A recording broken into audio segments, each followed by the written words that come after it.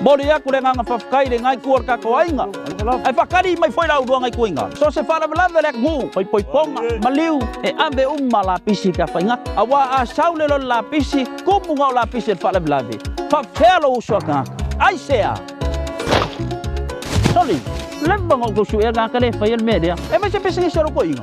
Alaran me mind your business sa ku mai rungo la pisi si ai. Ole soli tu la fono le mai la pisi company business. Lung mo la pisi awala. Pai se pala ingalo lobis.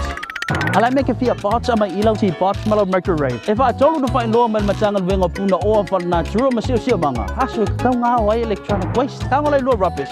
Pame. Are you serious? Ele kupe fai pisigisi ele kong iska vale ave ka fainga. Ka ngoyaw me. Get out of here. Samoa, tanto ngalului fa tasi ia fa tuma wina pea le matanga o fio Samoa.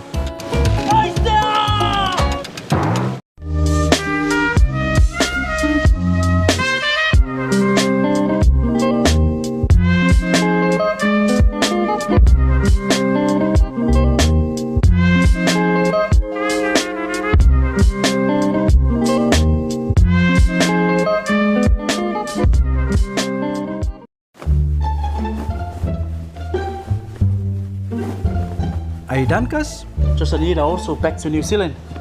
How about some hot umu of tar and banana? Yeah, but I want something different. Something hotter. Ngai whaalongo na sauce for Uncle Johnny's. What is that? It's a hot chili sauce from Uncle Johnny's. Full of flavor and heaps of heat. The heat is on. So spicy. Emma, why? Emma was sauce Palolo for the company for Uncle Johnny's. Oh, let's go.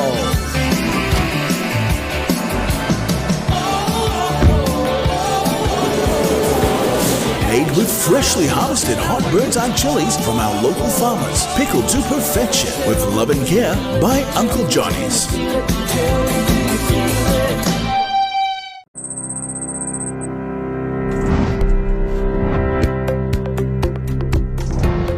Taro falako. Ole official nei u fai numero fa mawina. Olo ye fa mau mataua. Malo ye. Ole manuio se tatu watinu. Fa ta inga. Ole fa mau le te mau ainga Samoa. Mau na vaenga ese. E au fia ai fe fa tawa inga matu mu I fafu. Masu inga I tau o loa mau au nanga. O nei fe suia inga. E a fia ai tupe maua matupe fa halu o tangata lau tele. E mātou te tuk whaatasia fo I wha mau o tupe al malo. Ina ia mawhai o na mātai tuina ai. Fuafuanga mamau, mole atina e ina o Samoa. E lua se lau ma le 5 afe, 5 se lau ma le 5 spulu fitu. Le whaitau au whai o le tatou watunu. E te sila fia la, o le to o tele o lea whaitau au whai. O ta mai ti pepe a ngā I le se fulu whātau sanga le matutua. O le tā ua o wha maunga nei. E fesosoani le I tupe whahalu o le tatou malo. A wāti na e tau wawa onga. O le whatuputupula ia o le o la o oina. Māti na e tau wawa onga. O se tasi lea o I tu e tele ai fo ia wanoa whainga luenga. Mō tangata nuku o Samoa. O le ofisa fo ile nei. E restala ina I pepe whanau mai. Ma tuu ina tuaila tau pepe whanau. O le pepe whanau fo ile nā. E te anga wa ai restala mo lau National ID. O nei au nanga tau pepa whaamaonia.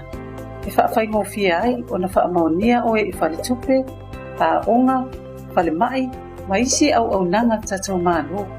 E sosoani tele, mo e whaonga ina au nanga tau tupe whaamori.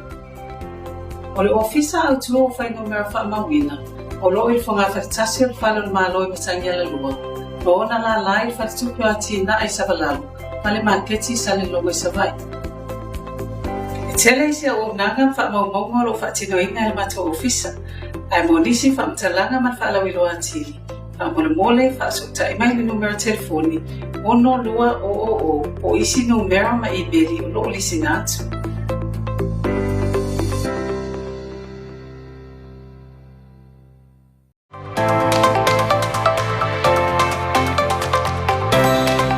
Fautuanga. Pe a whai e wha umi o na a fia le whulu māsani. E whautua ina le wha anufo e sea I lo whale ina ne ia a fia nisi tangata o le a inga ai mai se tamaiti. Ia whaawawina pēr le inuino fuala au, mo i lātou e iai ngase tu mau. Ia lava le malolo ma whai le tali fofonga i temi uma, ia whaini au whaatinonga whaafia lo ma whau, e peo le whai tautusi, ma whai sautatalo. Ia tele le tau mawhai fuala au aina suomalie, ma fuala au aina mata, tā ofi le ulola te paa ma le inu ava malosi. A whai wa e tinga ina le folu masani, vave va ai se fo mai, po se fale mai la tane. Tā ofi le pepesi o le folu, let's do it for Samoa.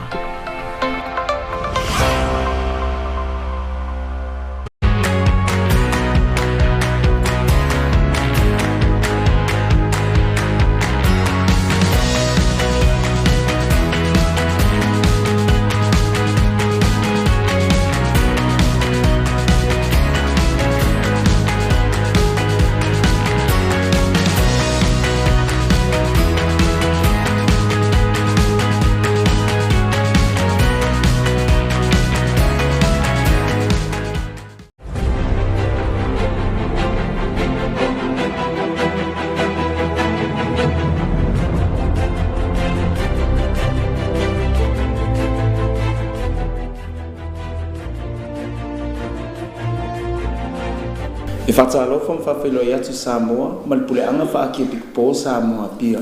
Usi mai lau mai mo, nisi ni o whapopongo tato talo le Tautai mo le nei asolua, asolima o Novema, lua afe, lua wha. O le so o le sulfanga o Sakaria mai Elisabeta, ma atua i la ua o Sangato Ioane Papatiso.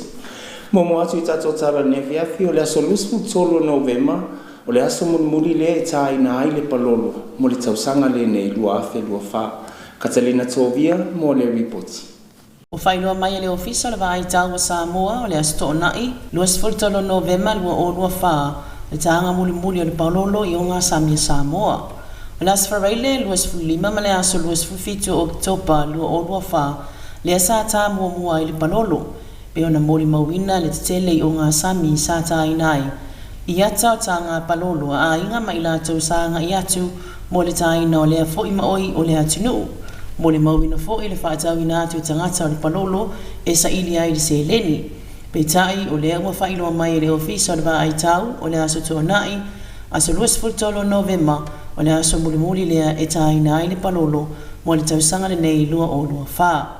Tarina Tovia mo le Tautai. Nisi o tala e limas fulfitu tesi maleono miliona tala Samoa, o le fisosoani mai le faletupe le laulangi ia Samoa, i le atina eina o tomai whaatekonolosi, i le whiawea ina o tupe whamomodi. Catalina Tovia mo le ripoti. O tupe maua mai le whelafo ina o tupe, e pei o le lafo ina o tupe mai atunu i fafo, anga i mai i Samoa ma le lafo ina atu o tupe i Samoa nei anga i atunu i fafo. O le tasi leo vaenga o le atina e o lo umawarunga i le tupe maua i tamau a ingo Samoa. Mai aona mata i tū lelei, ma malu pui atu langa uma, i le whaatino ina o lea au nanga. I se pepo whamtalanga ma le wharetupe le lalolangi o lo whailoa mai ai, le lima sa fulfitu te si miliona tala Samoa. Le fisoso li tupe le a whamatu ina mai, e le wharetupe le lalolangi mo Samoa. Mo le whaatupe ina o le polokalami, e whaonga ina ai ta mai whaate konolosi, e mata i tū ai le solonga le leima le saonga le mu, o le whelafo ino tupe. O lo ia le wha moe o le apolo keti o le a whai ngōwhia ai le whaatinonga o ia i tu a inga au nanga i se tau mo fie. O le a mawhai ai fo i e tangata nuu o nanga waa i le whelafua ino o tupe e ala i le whaonga ino o tamai whaate konolosi whaanei una pō. O le nei foi polo keti o le a mawhai ngōwhie o na mawai i lātou o loo whaatino ina ngai o inga whaasori tu la fono i le whelafua ino o tupe. A ausia manulauti ma wha moenga o lea polo keti o se taimi mua lea o lea whaonga ina ma anga waa ai tangata Samoa i lea tu ainga au nanga wha te konolosi. Talina Tovia mo le Tautai. Uncle Johnny's continue to bring you quality ice cream to ensure families have a great time when getting together. With delicious, yummy flavors of our nearest range of premium ice creams, Uncle Johnny's is all about making sure that our brand remains a family favorite. Uncle Johnny's ice cream is available at your favorite store nationwide. Visit any of the stores near you or better yet, Tele Factory for your orders.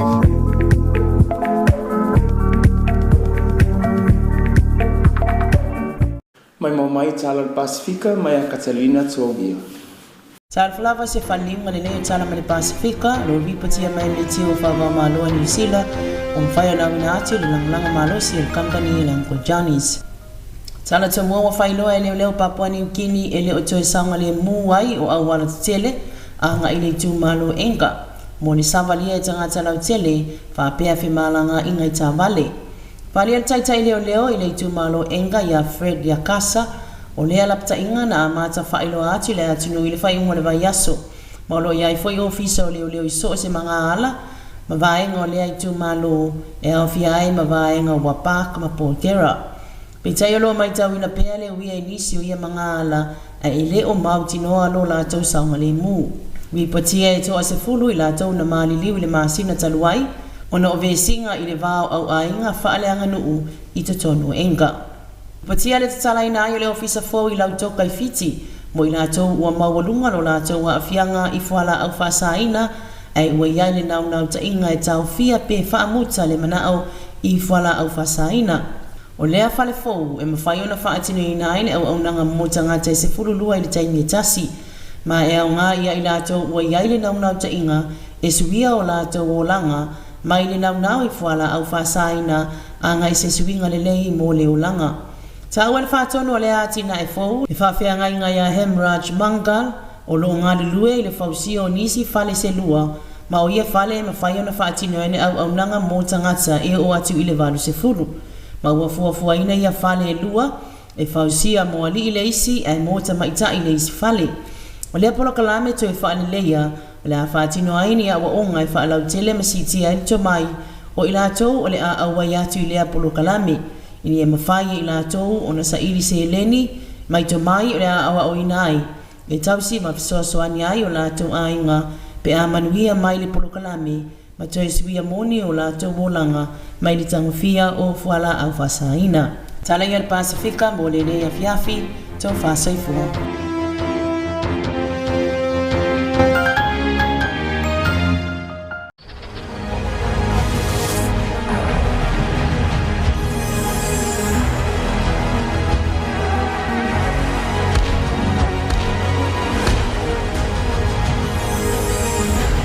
New and improved Lion Classic mosquito coils, exclusively distributed by Chenmao Company Limited.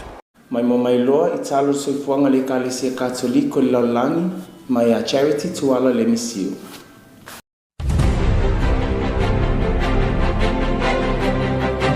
Talo flava Samoa ma le puleanga whakibik po Samoa pia, o talo soifuanga le Kalesia Katoliko mai ima o le Laulani.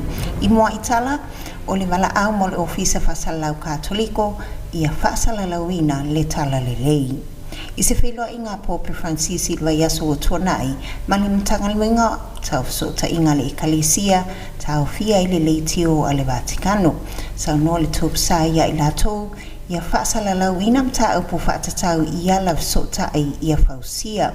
I wainga o to soina i papui pui i to tono whapoptonga o lo o tele ai le whewaiwai ina, ia so ta ia tui whaafitau le ilo tato waitau. O ta o tele i lato o a ngai i le wheloto le a ngai. I le wheloa inga na whaia i le mai a mai o sauninga te mapa ia ma le au fia siasi i le nofuanga. Sa waifoi a ke Big Paul Boris Gutsiak o le Big Paul Katoliko Ukraine mo Philadelphia i le malo o le United States sa whai masui o le ofisa a le vainga pa ia. I whatalanoanga matustala le ofisa whasalau ia Christopher Wells sa noanga le ake Big Paul i lona manatu i le whinangalo na whaalia e le tupsa.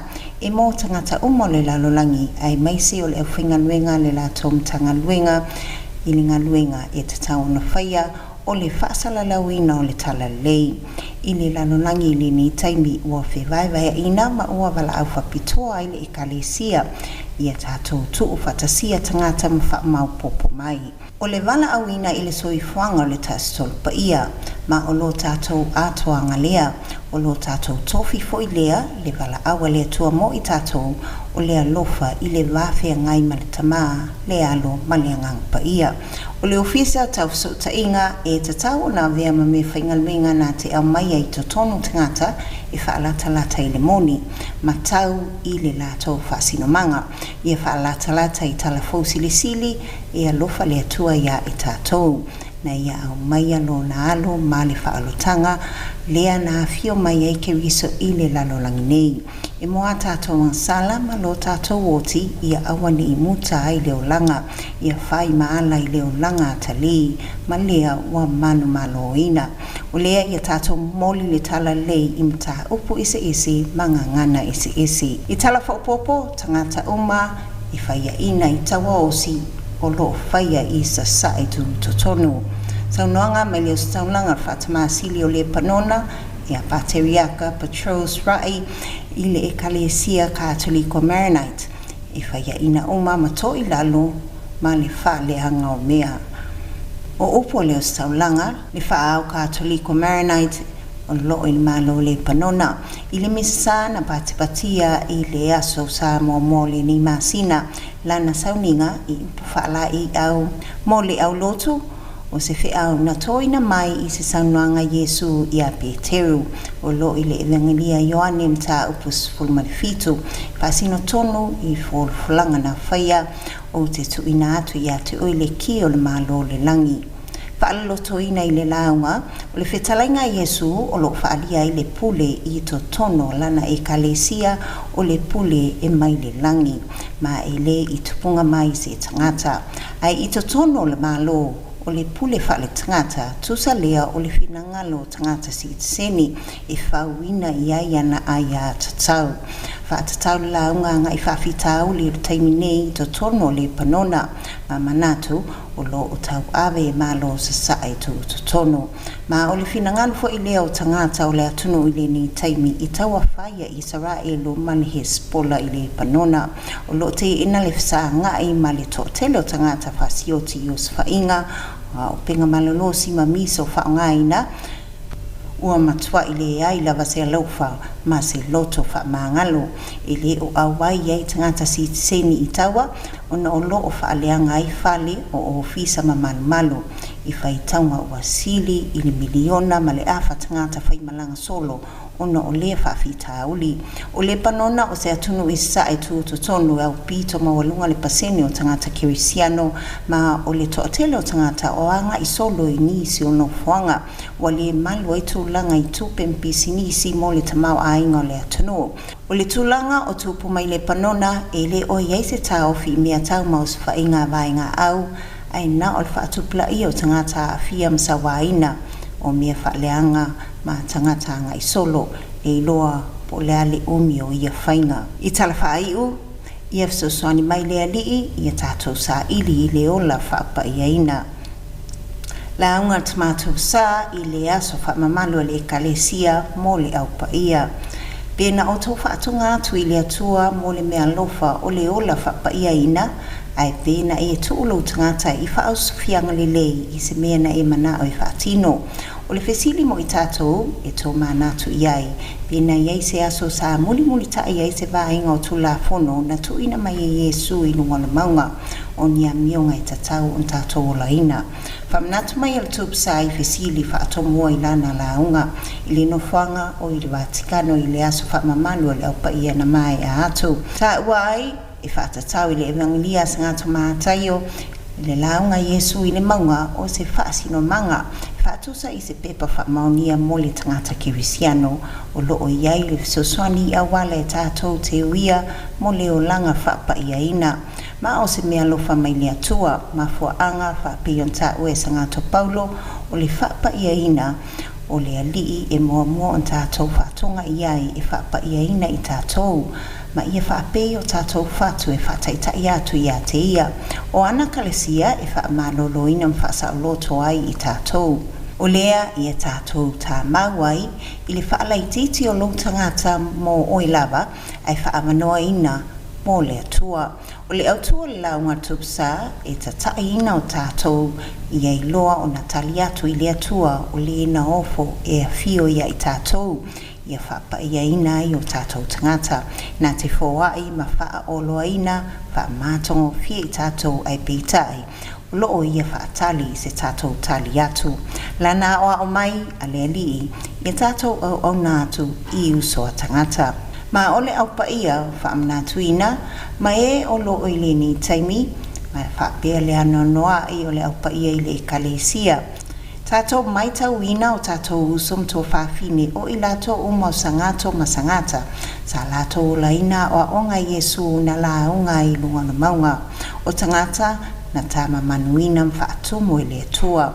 Ma uanga waa mo lana ngaluinga mo mo omia se soswani mai e tua oi. Whataitainga mai le au paia, ia tātou muli tai iai, ma ia tātou tatalo i tina paia mo lana whaatonga e soswani ai tātou. E whaasino mai le ala, tātou te olai i le o langa whapaia ina. Maria paia e le tamai tai o le lo salio, tālo sia i mātou o sulfa i atu i ate oi. O tala i o soifonga le Kalesia Katoliko, tai tele langang sua le Jan Mouse Company Limited mania le atu e Samoa male pleanga to faso i fua.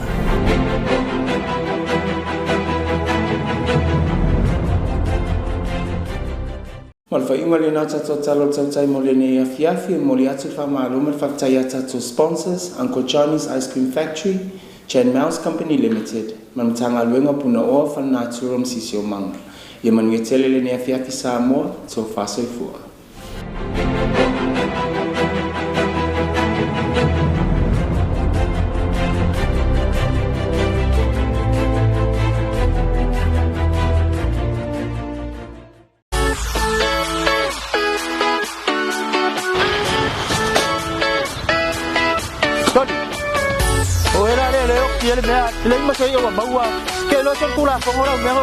O se soli tu la fono le la foa yo la pisi le sami, vai tafe mano foanga tu fua, e whaalenga ina ai le siosio manga ma le ola whanā tu romanu, la au mawhi ngota, aen mai se lota tau soi fua malolo ina. A whai e whaamaonia ni soli ngā tu la fono, o le ama whai una mō lia o whaasalaina o i se whaasalanga.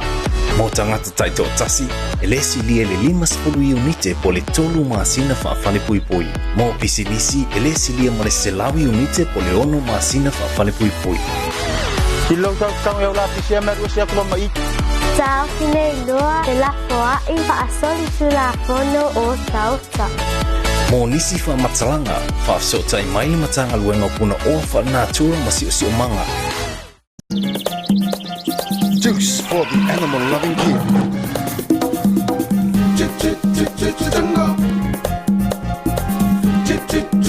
Jungle. Jungle juice. Orange, apple, mango, grapes, pineapple. Guyabano. Jungle.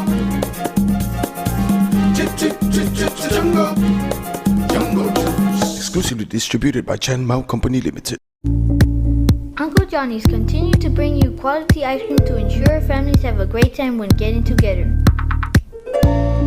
With delicious, yummy flavors of our nearest range of premium ice creams, Uncle Johnny's is all about making sure that our brand remains a family favorite. Uncle Johnny's ice cream is available at your favorite store nationwide. Visit any of the stores near you, or better yet, come to our Vitale factory for your orders.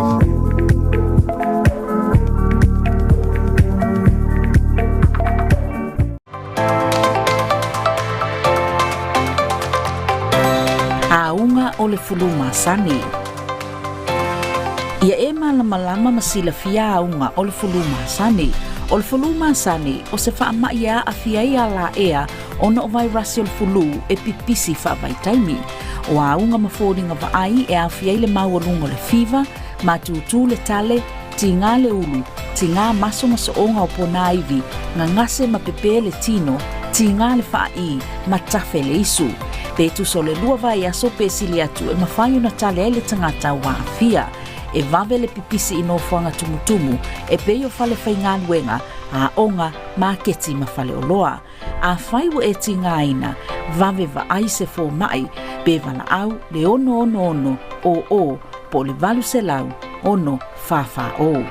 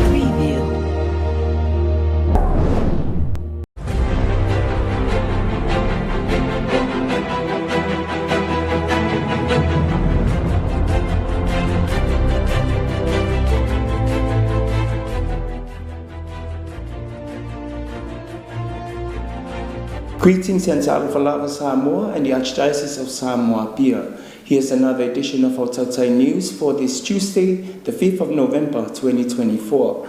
Today is the feast day of Saint Zachariah and Elizabeth, parents of St. John the Baptist. Leading on our reports for tonight, Samoa Meteorology Division forecasted that the Palolo's final appearance on our reefs will be on the 23rd of November 2024. Catalina Tovia with that report. The Samoa Meteorology Service has confirmed that the final day for the Palolo will be on Saturday, 23rd of November 2024. Palolo are marine worms that are collected once or twice a year, usually in October or November. This is when the worms swarm to the surface of the sea in large groups to spawn, an event known as the Palolo Rise. The first rise of the Palolo this year was on October 25th and 26th, where many of the local Palolo lovers gathered in the early hours in the coastal waters of Samoa to fish the Palolo.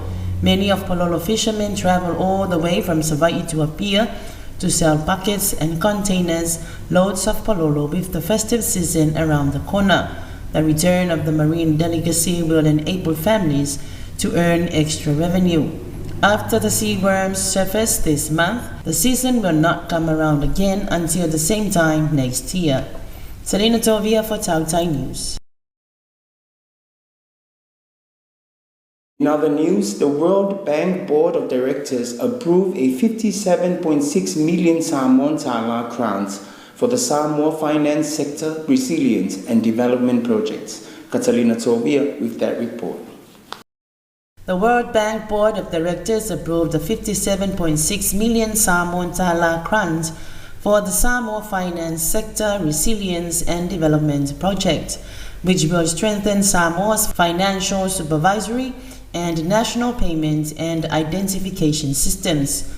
The project will make it easier and less expensive for 8,500 people and businesses to use financial services, including the sending and receiving of remittances, and allow 100,000 people to verify their identification digitally during the life of the project. Remittances are a major source of income in Samoa, accounting for about a third of GDP. Reducing the cost of sending and receiving them will therefore directly benefit thousands of Samoans. The project will also enable more Samoans to make or receive digital payments, boosting financial flows and economic opportunities. The project will support the operation of and avenues to advance the efficiency and inclusivity of Samoa's national payment systems, whose digital platform was launched in 2023. The Samoa Finance Sector Resilience and Development Project will also contribute to Samoa's national development priorities, including the pathway for the development of Samoa and the Finance Sector Plan 2023 to 2027. Selena Tovia for Tautai News. And that concludes our Tautai News for this evening. We wish to acknowledge our sponsors, Uncle Johnny's Ice Cream Factory, Chen Mouse Company Limited, and the Ministry of Natural Resources and Environment. Have a blessed evening, Samoa. Tofa soifua.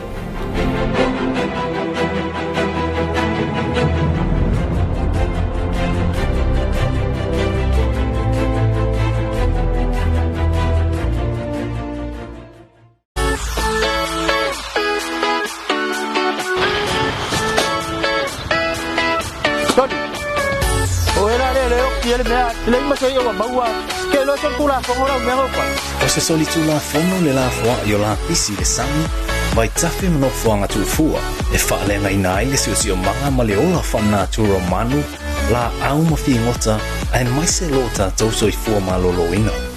A whai e wha maonia ni soli ngā tu la fono, o le ama whai na mo lia ma whaasalaina o i se whaasalanga.